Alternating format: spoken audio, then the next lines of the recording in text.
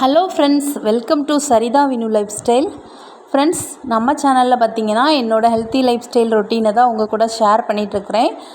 நம்ம வீடியோஸ் பார்க்கணும் அப்படின்னா சப்ஸ்கிரைப் பண்ணி வச்சுக்கோங்க. அப்படியே அந்த பெல் சிம்பிளையும் கிளிக் பண்ணி வச்சுக்கோங்க. ஃப்ரெண்ட்ஸ், இது பார்த்திங்கன்னா டியூஸ்டே மார்னிங் எடுத்த வீடியோ. அழகாக காலையில் விடிஞ்சாச்சு, கோழியெல்லாம் கூவிட்டுருக்குது. சூரியன் எட்டி பார்த்துட்டாரு. அதுக்கு முன்னாடியே நான் பார்த்திங்கன்னா நடையெல்லாம் கழுவி எடுத்து விட்டுட்டு சூப்பராக ஒரு கோலம் போட்டுட்டேன். கோலம் பார்த்திங்கன்னா நான் புக்கெல்லாம் பார்த்து போட மாட்டேன் ஃப்ரெண்ட்ஸ். அப்போ உட்காந்து கையில் என்ன வருதோ, நம்ம மைண்டில் என்ன ஓடுதோ அதை வச்சு ஒரு கோலம் சூப்பராக போட்டுருவேன்.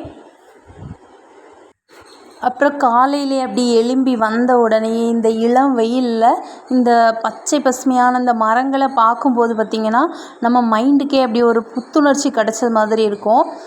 இன்றைக்கி நம்ம வீட்டு தோட்டத்தில் இருந்து ஒரு அறுவடை இருக்குது. அது என்னென்னா, ஏற்கனவே சொல்லியிருந்தேன் பார்த்திங்களா, பப்பாளி மரம் ரொம்ப வளர்ந்துருச்சு. அதில் பறிக்க முடியாத அளவு ஹைட் ஆகிடுச்சு. ஆனாலும் நான் தான் இன்றைக்கி ஒரு சாதனை பண்ணியிருக்கேன். சூப்பராக ஒரு மாங்காய் பறிக்கக்கூடிய கம்பை எடுத்து 2-3 பப்பாளியை பறிச்சிட்டேன். இப்போ பார்த்திங்களா, இது எல்லாமே காய். இது அடுத்த தடவை பார்த்துக்கலாம். நான் பறித்த பப்பாளியை உங்கள்கிட்ட காமிக்கிறேன். மாங்காய் பறிக்கக்கூடிய கொக்கி பார்த்துருக்கீங்களா, வலைலாம் கட்டியிருக்கும் பார்த்திங்களா, அதை வச்சு தான் பறிச்சிருக்கிறேன்.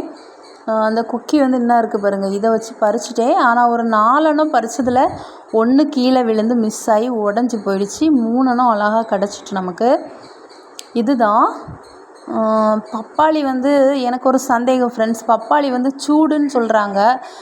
உண்மையா பொய்யா? இந்த விஷயத்தை பற்றி யாருக்காவது தெரிஞ்சுன்னா கமெண்ட் பண்ணுங்கள். பப்பாளி ஹீட்டாக இல்லை கூலா அப்படின்னு சொல்லிட்டு. அப்புறம் நம்மளோட ரொட்டீனில் பார்த்திங்கன்னா அந்த சமையல் வீடியோ வந்தோடனே எல்லோரும் ஸ்கிப் பண்ணிவிட்டு போயிடுவீங்க. அதனால் இன்றைக்கி பார்த்திங்கன்னா கடன்னு ரொம்ப ஷார்ட்டாக முடிக்கிற மாதிரி தான் காட்டியிருக்கிறேன். இப்போ கிச்சனை பார்த்திங்கன்னா ஓரளவு தான் க்ளீன் பண்ணியிருக்கிறேன். பாத்திரமும் பாதியான பூசியாச்சு. கேஸ் க்ளீன் பண்ணலை. மற்றபடி ஒரு சைடு எல்லாமே க்ளீன் பண்ணிவிட்டு மார்னிங் டிஃபன் பார்த்திங்கன்னா சோள மாவு இருக்குங்களா, அதில் தான் புட்டு அவிக்க போகிறேன். இந்த சோள மாவு புட்டு பார்த்திங்கன்னா ரொம்ப ஹெல்த்தியான ஒரு இது.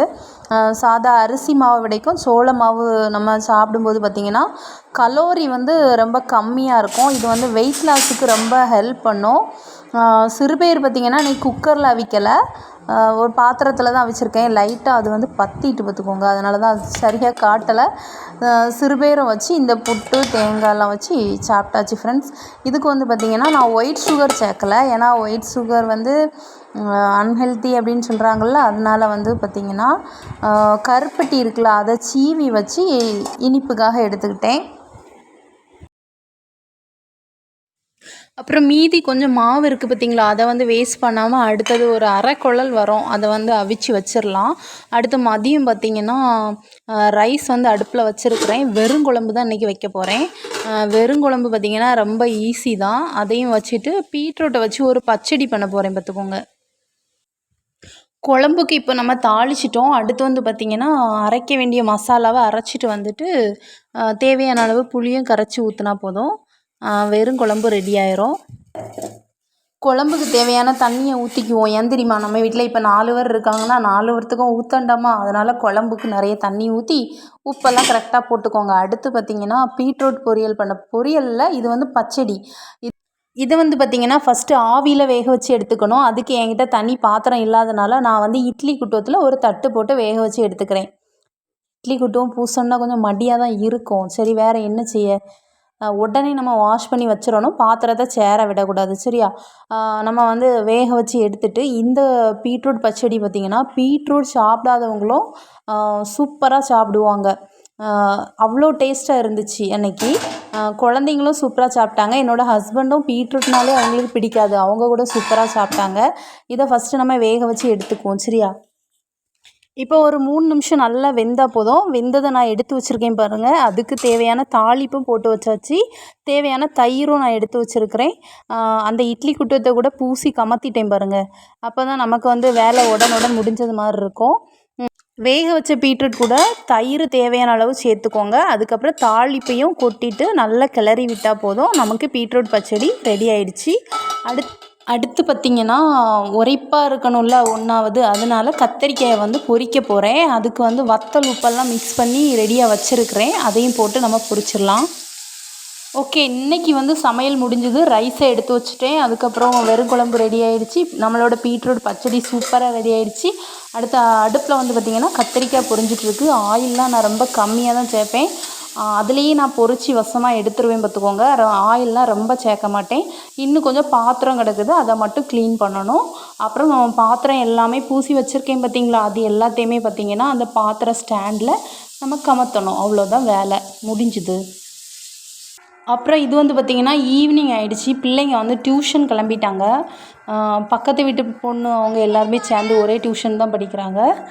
என் பையன் வந்து சைக்கிள் ஓட்டிகிட்டே இருக்கான். அவன் வந்தோடனே ஒரு 4-5 ரவுண்டு போகாமல் இருக்க மாட்டான். கொஞ்சம் நேரம் ரிலாக்ஸ் ஆகி சைக்கிள்லாம் ஓட்டிகிட்டு எடுத்துகிட்டு தான் டியூஷனுக்கு கிளம்புவான். கோயிலில் இந்த டைமில் வந்து மணி அடிச்சிட்ருக்கு, ஐயா கோயிலில். வீடியோ எடுக்கிறத பார்த்த உடனே 2 பேரும் பார்த்திங்கன்னா டான்ஸ் ஆட ஆரம்பிச்சிட்டாங்க. சும்மா ஜம்ப் பண்ணி ஆட ஆரம்பிச்சிட்டாங்க. அப்புறம் நான் வந்து பார்த்திங்கன்னா ஈவினிங்கும் வாசலில் சூப்பராக ஒரு கோலம் போட்டுட்டேன். நடையெல்லாம் கழுவி விட்டுட்டு சூப்பராக ஒரு கோலம் போட்டிருந்தேன். சில அன்றைக்கி பார்த்திங்கன்னா நம்ம மைண்டு வந்து ஒரு ரெஃப்ரெஷ்ஷாக இருந்த மாதிரி இருக்கும். வேலைகள் ஏதாவது செய்கிறதுக்கு இன்ட்ரெஸ்ட்டாக இருக்கும். அன்னைக்கு வந்து நம்ம எல்லாமே கரெக்டாக பண்ணுவோம். இன்றைக்கி வந்து சூப்பராக ஒரு கோலம் ஈவினிங்கும் போட்டிருந்தேன். பிள்ளைங்க வந்து டியூஷன் போயிட்டாங்க. கோலம் பாருங்கள் எப்படி ஈவினிங் போட்டது சூப்பராக இருக்கா. அப்புறம் இன்றைக்கி செவ்வாய்க்கிழமை அப்படிங்கிறனால ஈவினிங் வந்து பூஜை வைப்போம் பார்த்திங்களா, அதுக்காக பூ தொடுத்துட்ருந்தேன். இன்றைக்கி வந்து பூ கொண்டு வரக்கூடிய தாத்தா இருக்கார்ல, அவர் வந்து இன்றைக்கி அரளிப்பூ சூப்பராக தந்திருந்தார். அப்புறம் கிரேந்தி, சின்ன சின்ன ரோஸு அந்த மாதிரிலாம் தந்தார் பார்த்துக்கோங்க. அரளிப்பூவை பார்த்த உடனே முருகருக்கு உகந்த பூ வந்து அரளிப்பூ சொல்லுவாங்க பார்த்திங்களா, அதனால் அதை இன்றைக்கி ஒரு மாலை மாதிரி அழகாக தொடுத்து நம்ம போடலாம் அப்படின்னு சொல்லிட்டு அதை தனியாக வந்து தொடுத்துட்ருந்தேன். அப்புறம் ஈவினிங் கொஞ்சம் இருட்டானோடனே ஹஸ்பண்ட் வீட்டுக்கு வந்துட்டாங்க. அதுக்கப்புறம் நாங்கள் 2 பேரும் சேர்ந்து சாமிக்கு விளக்கு வைக்க ஆரம்பிச்சிட்டோம். நான் அரளிப்பூ தொடுத்தேன்னு சொன்னேன் பார்த்தீங்களா, அது முருகப்பெருமானுக்கு எவ்வளோ அழகாக போட்டிருக்கேன் பார்த்தீங்களா, சூப்பராக இருக்குல்ல. அப்படி கண் திருஷ்டியே பற்றும் போல் இருக்குது, அவ்வளோ அழகாக இருந்துச்சு அந்த பூ போட்ட உடனே. அப்புறம் பார்த்திங்கன்னா விளக்கெல்லாம் வச்சுட்டோம். இனி வந்து தீப தூப ஆராதனை காட்டணும். ஃபஸ்ட்டு வந்து பார்த்திங்கன்னா பிள்ளையாருக்கு தீபம் காமிச்சிருந்தது. அது வந்து வீடியோ மிஸ் ஆகிடுச்சி. 2வது அந்த கேலண்டரில் இருக்கக்கூடிய சாஸ்தாவுக்கு அது வந்து பார்த்திங்கன்னா வருஷக்கணக்காக எங்கக்கிட்ட இருக்க தான் செய்யுது. என்னோடய ஹஸ்பண்ட் வந்து அது சாஸ்தான்னு சொல்லிட்டு மனசார வந்து அந்த கேலண்டரில் இருக்க சாமிக்கும் தீபம் காமிப்பாங்க. அதுக்கப்புறம் பார்த்திங்கன்னா லக்ஷ்மி தேவிக்கு தீபம் காமிச்சாச்சு. நெக்ஸ்ட்டு பார்த்திங்கன்னா நம்மளோட திருவிளக்குக்கும் தீப தூப ஆராதனைலாம் காமிச்சிட்டு லாஸ்ட்டு நம்ம முருகப்பெருமானுக்கு காமிக்கணும். நம்ம இந்த மாதிரி தொடர்ந்து கடவுள் வழிபாடு பண்ணும்போது நம்ம வீட்டுக்குள்ளே வந்து ஒரு பாசிட்டிவ் வைப்பு எப்போவுமே இருக்கும். நான் வந்து இந்த இந்து கடவுள் அந்த மாதிரி மட்டும் சொல்லலை. எந்த ஒரு தெய்வமாக இருந்தாலும் அதை நம்ம வீட்டுக்குள்ளே மனதார வணங்கும்போது பார்த்திங்கன்னா நம்ம வீட்டுக்குள்ளே வந்து எப்போவுமே ஒரு குட் வைப்ரேஷன் இருக்கும். சரி ஃப்ரெண்ட்ஸ், இன்றைக்கி வந்து பூஜை ரொட்டீனோட இந்த விலாக் கம்ப்ளீட் ஆகுது. எங்களோட இந்த எளிமையான வாழ்க்கை முறை உங்களுக்கு பிடிச்சிருந்து அப்படின்னா இந்த வீடியோவுக்கு ஒரு லைக் கொடுங்க. நம்ம சேனலை மறக்காமல் சப்ஸ்கிரைப் பண்ணுங்கள். தொடர்ந்து எங்களுக்கு சப்போர்ட் பண்ணுங்கள். Take care, bye friends.